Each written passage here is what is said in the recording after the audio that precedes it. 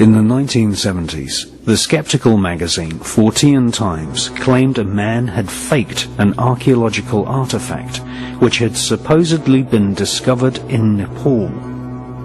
The famous Lolodov plate is meant to be nearly 9,000 years old and shows a disc-shaped craft with a small alien-type creature standing beside it. This controversial item is either a fake or one of the most obvious warnings from the past that aliens have visited the Himalayas.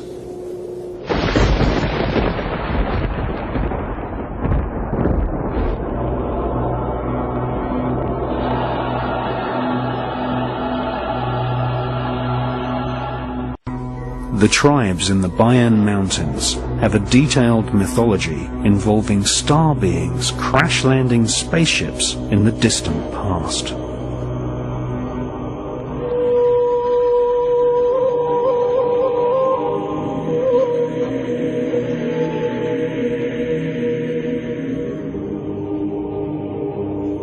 Chinese archaeologist Qi Pu Tei conducted an expedition to the area in 1938 and discovered caves which had carved pictograms showing star charts, the moon and the earth with dotted lines showing the orbits of planets. Jade figurines have been found in this area, which display a remarkable similarity to the grey aliens reported worldwide by millions of people.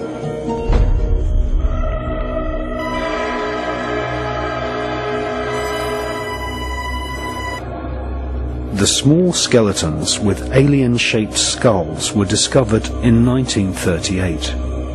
The skeletons were in graves on the floor of caves, which had walls covered in star map pictograms. The graves were laid out in geometric lines.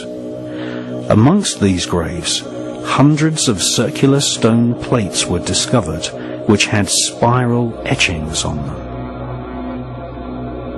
Each stone disc was approximately 9 inches in diameter and had a fine groove spiraling out from the center to the rim, making each disc look like a prehistoric version of a modern vinyl record. In all, 716 stone plates were found. These became known as the Dropa stones. In 1962, Professor Sun Nui at the Academy for Prehistoric Research in Peking translated the engravings on the Dropa stones. The history of local tribes were inscribed on the Dropa stones, which claimed that 12,000 years ago, aliens crash-landed in the Bayan mountain range. This was apparently one of the least successful alien invasions, as, according to the Dropa stone legend, the aliens were killed by local villagers because of their non-human appearance.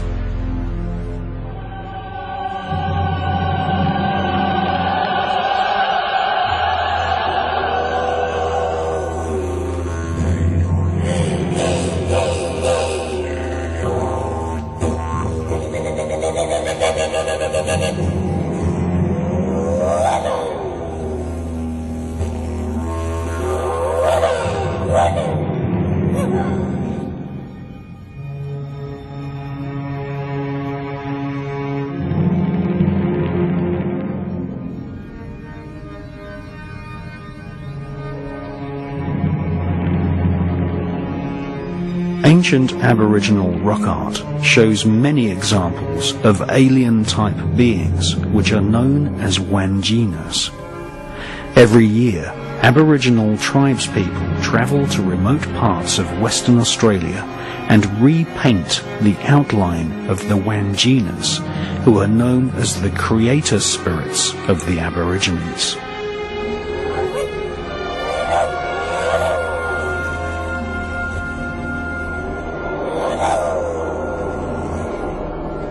By repainting the figures, Aborigines are making sure the memory of these Wandjina creatures are never forgotten.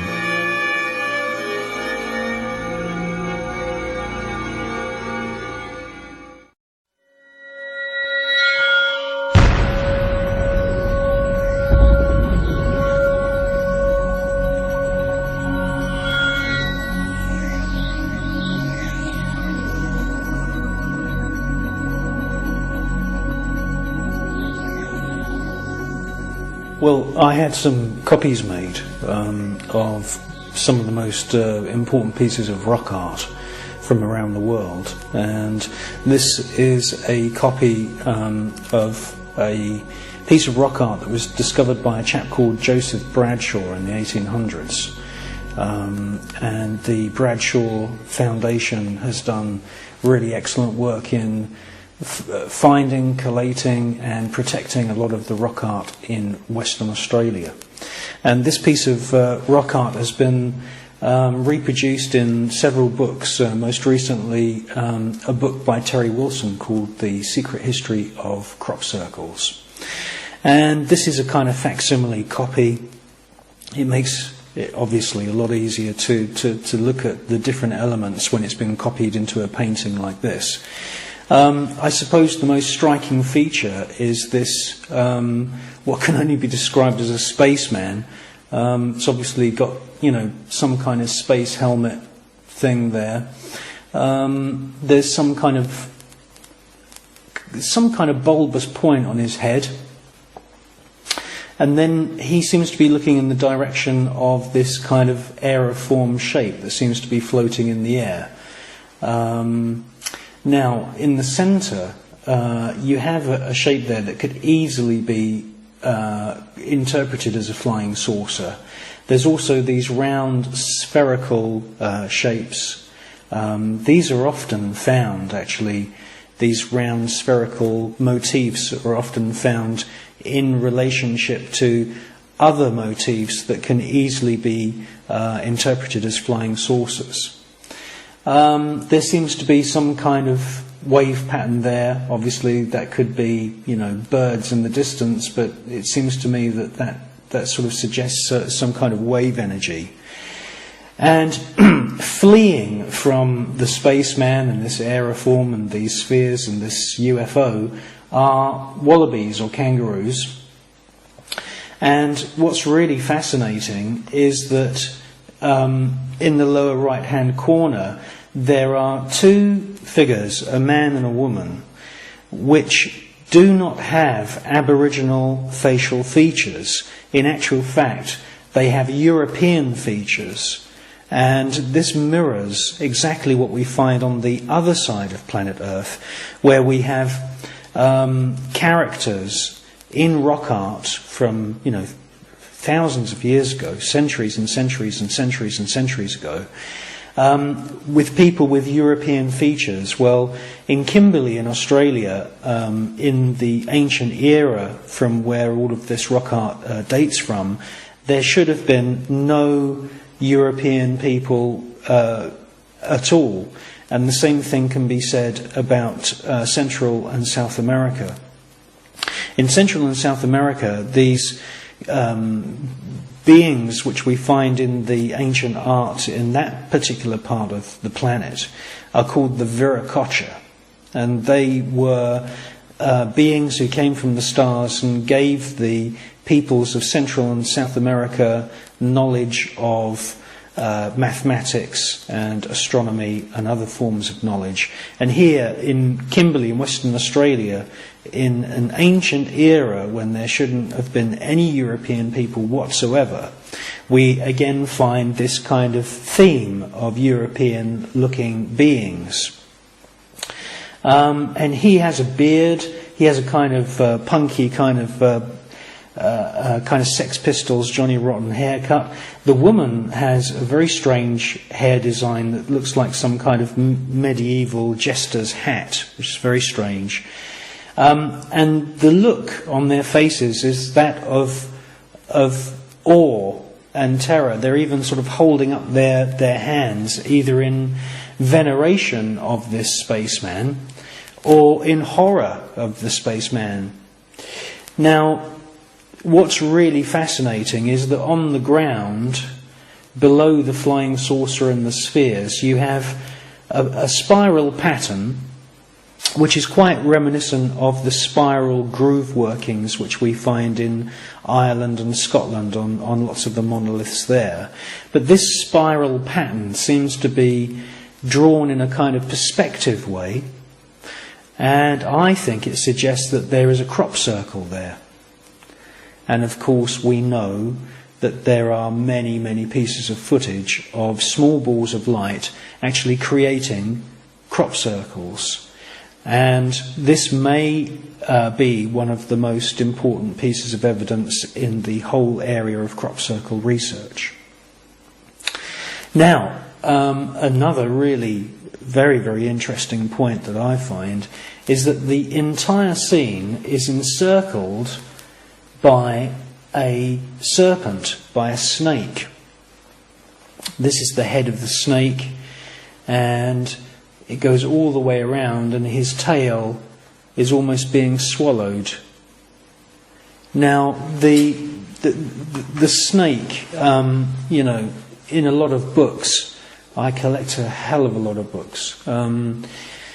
Mostly the snake is considered as a symbol of wisdom in the ancient era.